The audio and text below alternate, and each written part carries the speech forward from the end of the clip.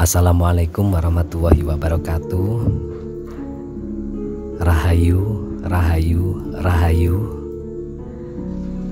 Selamat datang kembali di channel Kendali Rasa.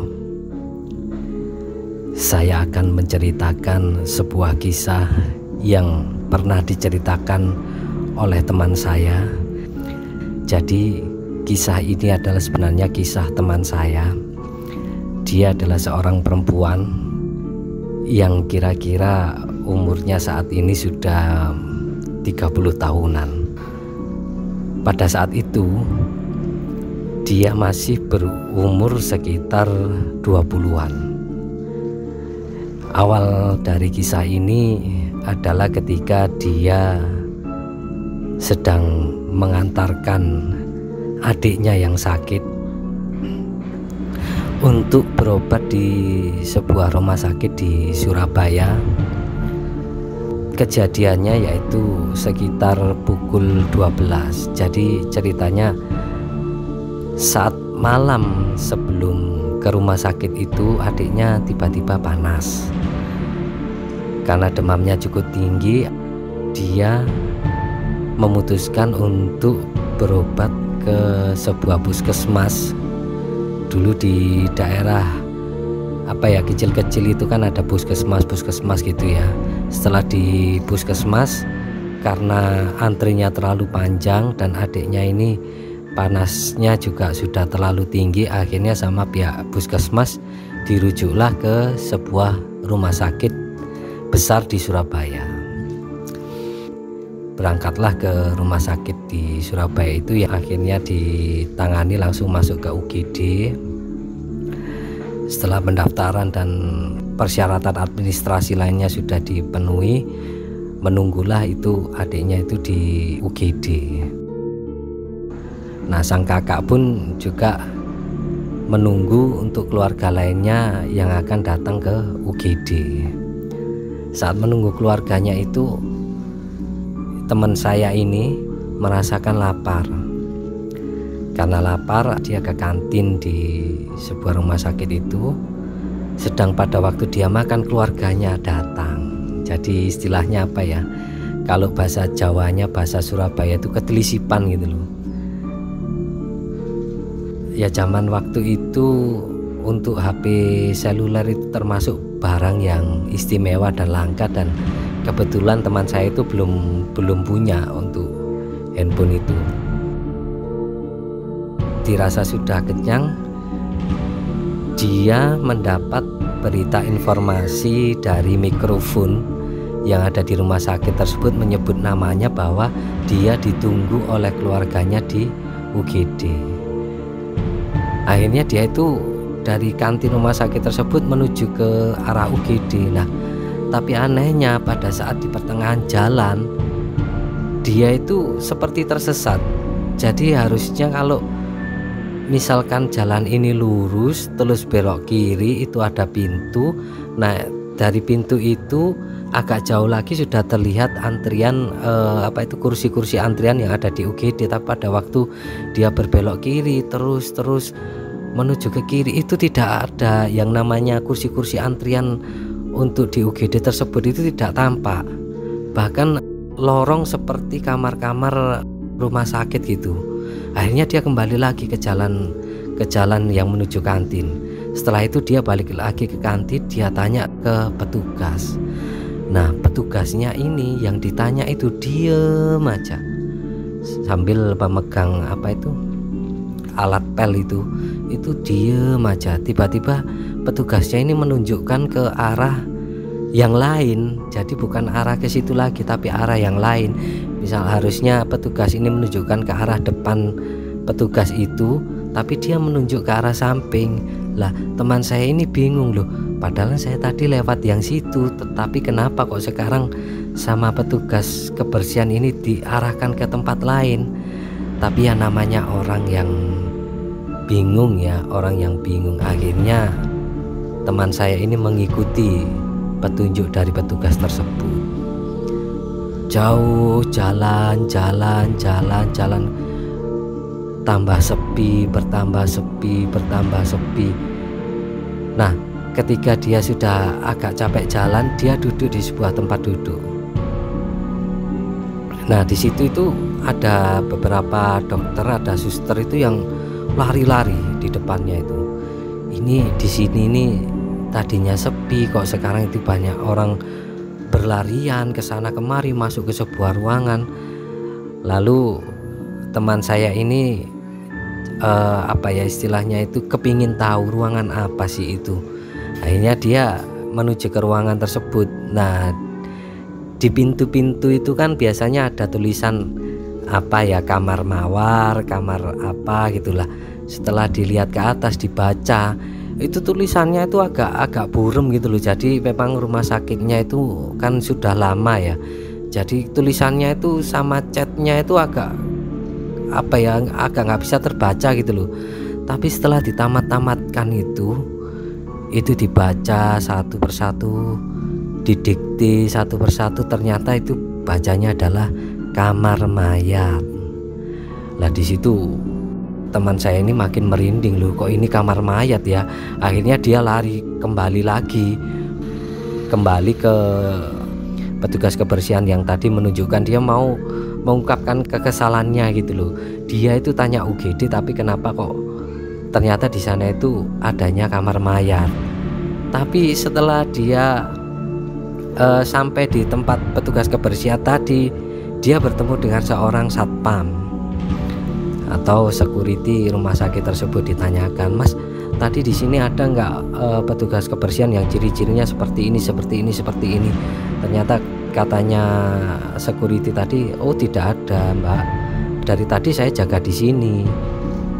Kata teman saya itu menjawab, "Loh tapi saya tadi memang lihat Bapak di sini, cuman saya itu tanyanya di petugas kebersihan." "Nggak ada Mbak, jam segini petugas kebersihan biasanya sudah makan sarapan."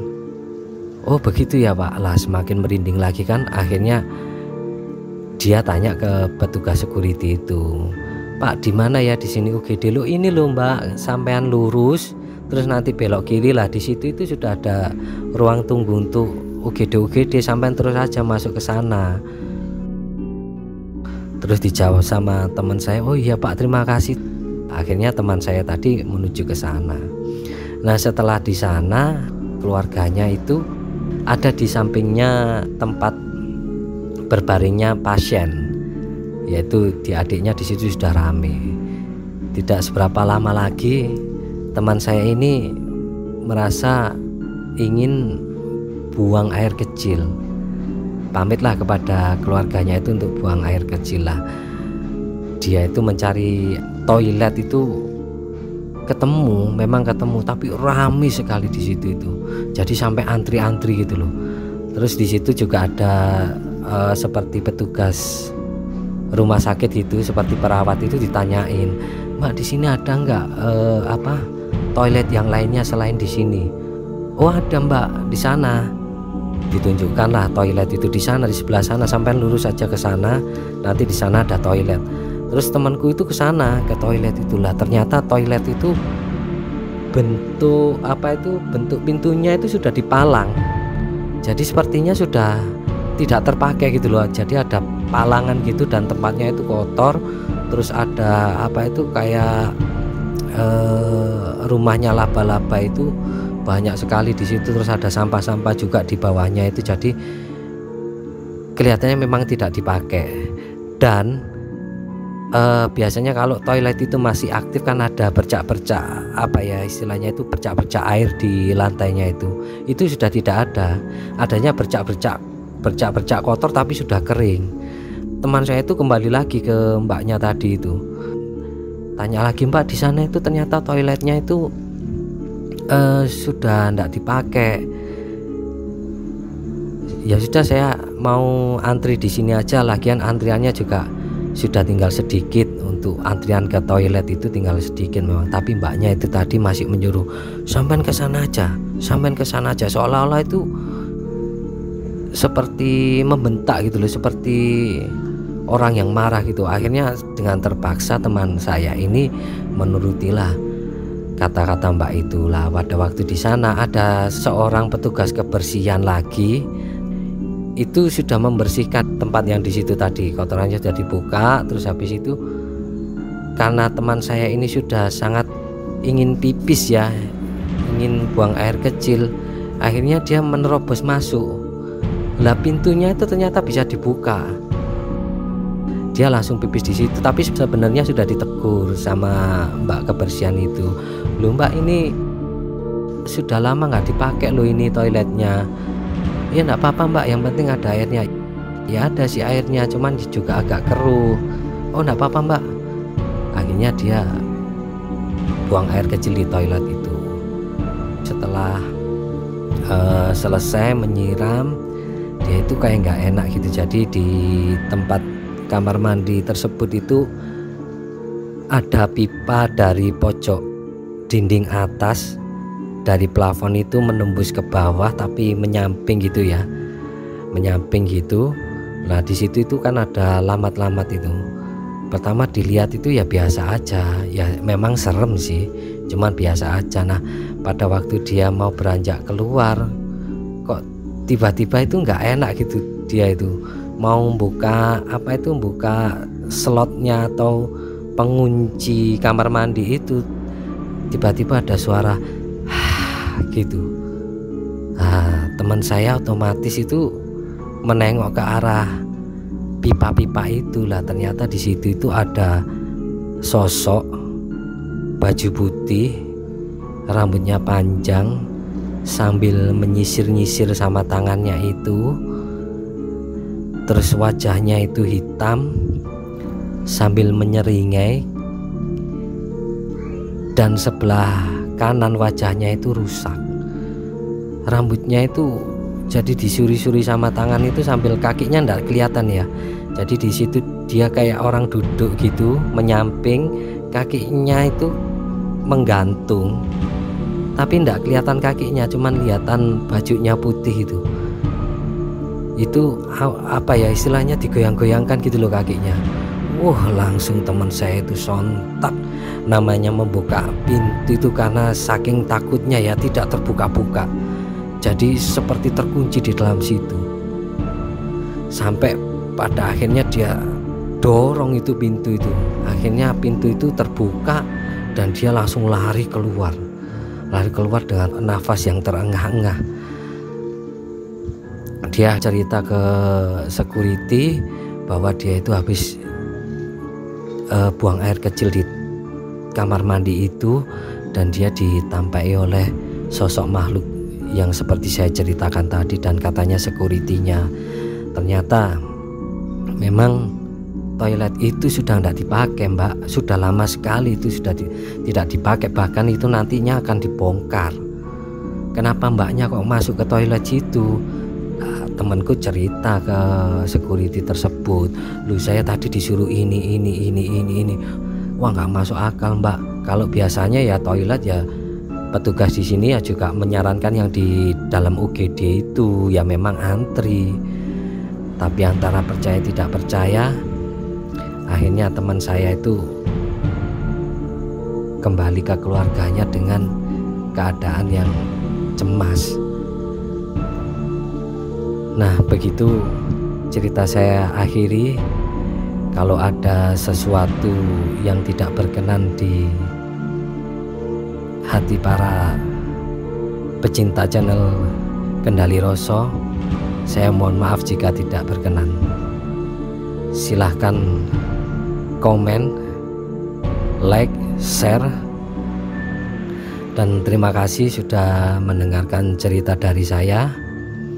Mungkin kita akan kembali lagi dengan cerita-cerita yang lainnya yang lebih menakutkan lagi, insya Allah. Tinggalkan jejak kalian di channel Kendali Rasa. Wassalamualaikum warahmatullahi wabarakatuh. Rahayu, rahayu, rahayu.